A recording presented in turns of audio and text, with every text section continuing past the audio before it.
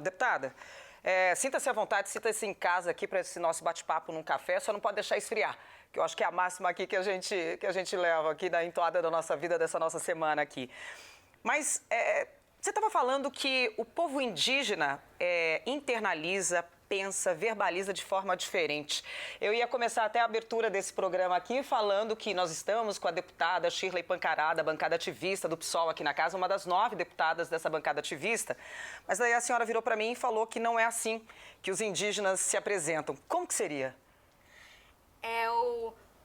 Os indígenas apresentam, primeiro a gente fala todo o nosso objetivo, o que nós estamos pretendendo, qual é a proposta de estarmos reunidas aqui dialogando. E no final é o saldo com a apresentação do meu nome, da minha etnia e vamos nesse diálogo. Então, o diálogo forte que teve essa semana aqui em São Paulo, que foi a questão da municipalização da saúde indígena. É um nome grande isso daí. Dá para explicar em miúdos do que a gente está falando da municipalização da saúde indígena, deputada? A nossa saúde é da Secretaria Especial de Saúde Indígena, do Ministério da Saúde, né? Que trabalha toda essa questão diferenciada, específica, que valoriza as nossas bases, toda a nossa estrutura tradicional, espiritual, cultural, atendendo os 305 povos indígenas existentes neste país, falantes de mais de 200 línguas indígenas, contando aí com 818 indígenas, com 5.366 aldeias espalhadas por todo este território brasileiro. Para compreender essa especificidade, só a Secretaria Especial de Saúde Indígena pode corresponder a essas nossas expectativas. Tem diferença? Assim, eu vejo que é colocado assim, o povo indígena tem essa parte interna do sentimento, da sensibilidade.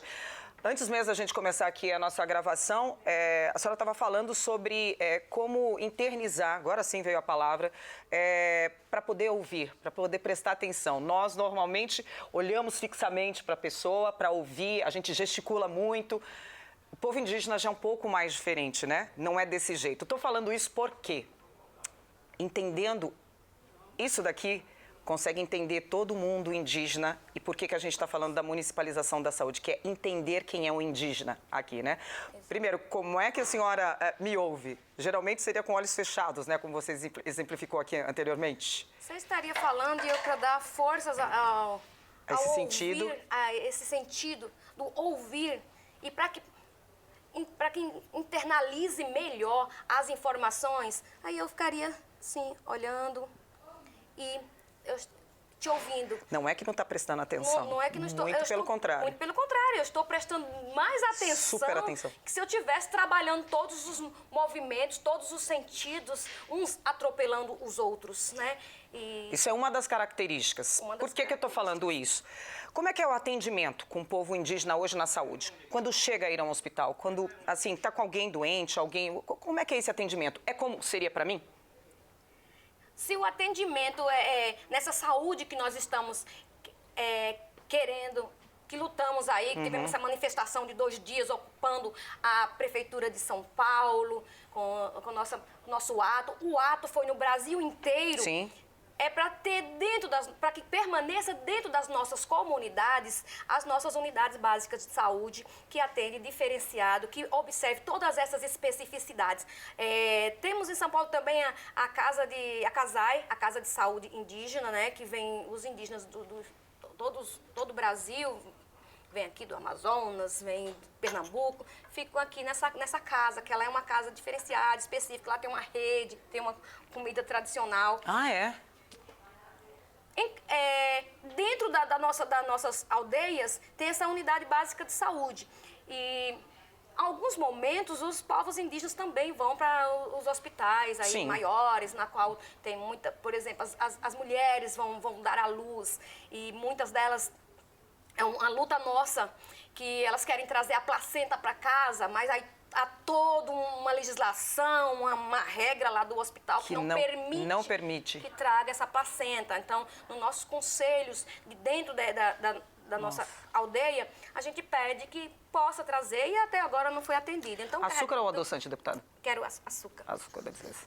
Então, até isso daí, assim, de levar a placenta, hoje ninguém consegue. É comum no povo indígena fazer isso? É comum no povo indígena trazer para enterrar lá na aldeia, porque é parte nossa. Então, parte da vida, é parte do que veio a vida, né? Tem uma importância espiritual, vem carregado de questões espirituais. Essa é uma das características, né? Quando uma criança fica doente, qual o hábito que o povo indígena tem para fazer, para poder, por exemplo, tirar essa criança da tribo e levar até uma unidade básica de saúde?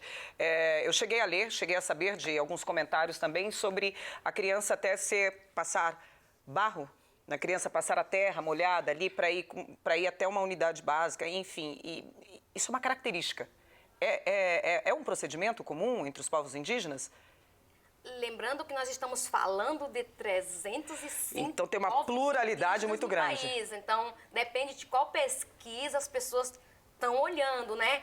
Então a nossa orientação é que a criança primeiro passa pelo nosso pajé, pelo nosso mais velho. Então ela passa pelo mais velho, o mais velho vai definir ali essa doença é do não indígena ou essa doença é espiritual em que nós podemos tratar aqui dentro da nossa comunidade.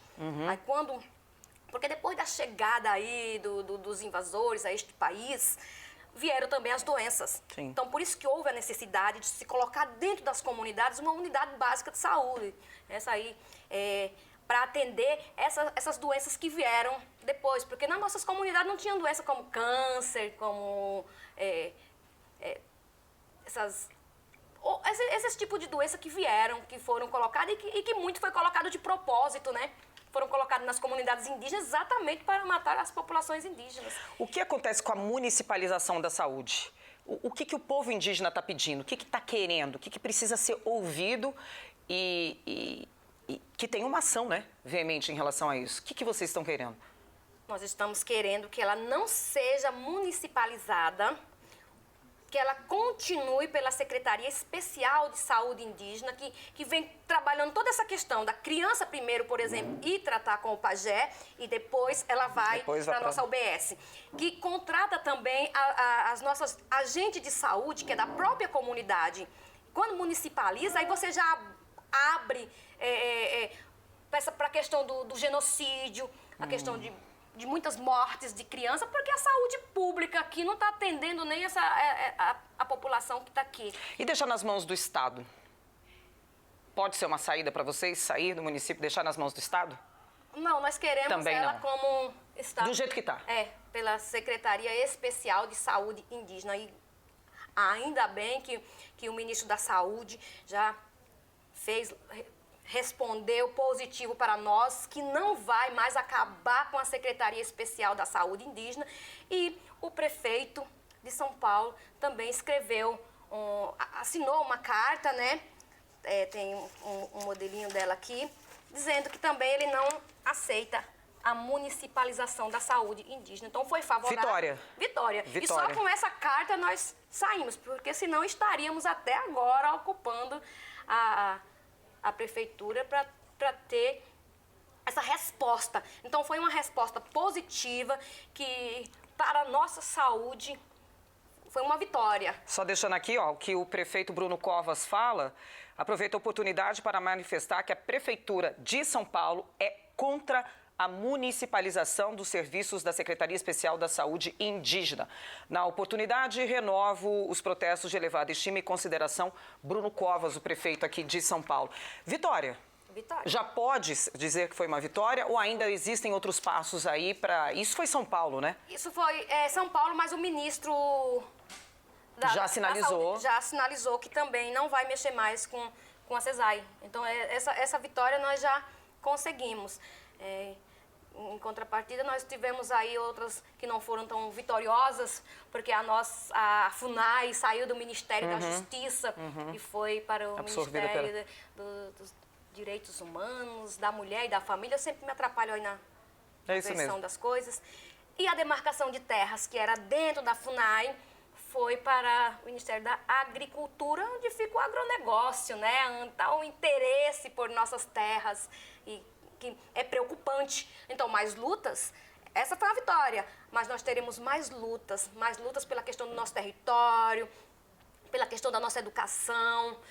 Até o momento, a saúde, tranquilo. Vamos ver o que vamos ter daqui para frente em relação aos nossos direitos, e aí nós vamos estar unidos, o Brasil inteiro. Em constante movimento, em constante ação.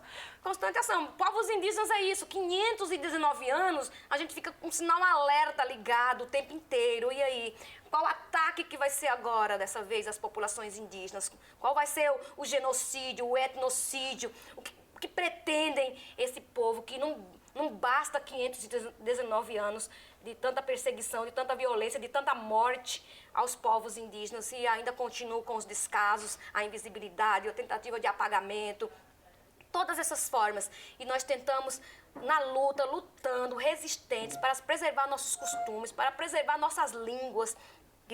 A língua também é uma forma que as pessoas têm de nos tirar a nossa cultura, que é o nosso fortalecimento. Esse ano a Unesco está fazendo o ano das línguas indígenas no Brasil. Então nós estamos com muitos problemas em relação à língua, a línguas que tem 3 pessoas falantes apenas, né? E pode acabar. Vai, porque quando nós estamos aqui, no meio das pessoas não indígenas e tal, e tem uma pessoa indígena aqui, aí eu falo na língua, olha, você acha interessante que a gente aprove? Será que essa ideia que eles estão falando é interessante? Na língua, aí depois a gente dá a resposta. O projeto, ele é interessante. Vem na tradução ali. Vem a tradução. Uau. Mas é que a gente se sente... Tem muito assunto. Parte. A gente se sente importante e fortalecido com a nossa língua, falando a nossa língua. Tudo está interligado, diferente como os não indígenas, eles pensam tudo dentro de uma caixinha. Agora eu estou falando de meio ambiente, agora eu estou falando de território, agora eu estou falando de educação, agora eu estou falando de saúde, e todas elas estão relacionadas. O tempo inteiro. O tempo inteiro. Até nas universidades, você vai falar uma coisa e sai um pouco e fala, fugiu do assunto. Eu digo, ué, não está tudo ligado um com o outro? O tempo inteiro, né? O território eu estou ligado com as questões socioeconômicas. Exatamente. Eu estou ligado com a educação. A educação não é só essa que está dentro das universidades. Educação é educação de base. É educação tradicional. É muito mais do que a gente imagina, né? Deputada, estava bom o café? Tá gostoso. Esse foi o nosso Café no Parlamento com a co-deputada Shirley, do povo indígena Pancará de Pernambuco. Vivo aqui em São Paulo há uns 20 anos. Estou aí compondo essa maravilhosa bancada ativista, junto com 8 pessoas, com diversos assuntos. Eu sou mestre em Educação pela PUC São Paulo e doutoranda em Antropologia pela USP. Passei 8 anos aqui nas Aldeias Guarani de São Paulo como diretora da Escola de Educação Infantil, e agora estou aí aprendendo junto com as políticas públicas, a efetivação de políticas públicas. Um salve, salve e gratidão a todas. Seja sempre bem-vinda, deputada. Como é que fala obrigada em Pancará? Dá pra gente falar uma linguagem indígena? Como é que a gente... Vamos falar em Guarani, que está aqui no nosso estado. Que é o mais? Haueté. Haueté. Obrigada, meu amor. Obrigada mesmo, viu? Seja sempre muito bem-vinda.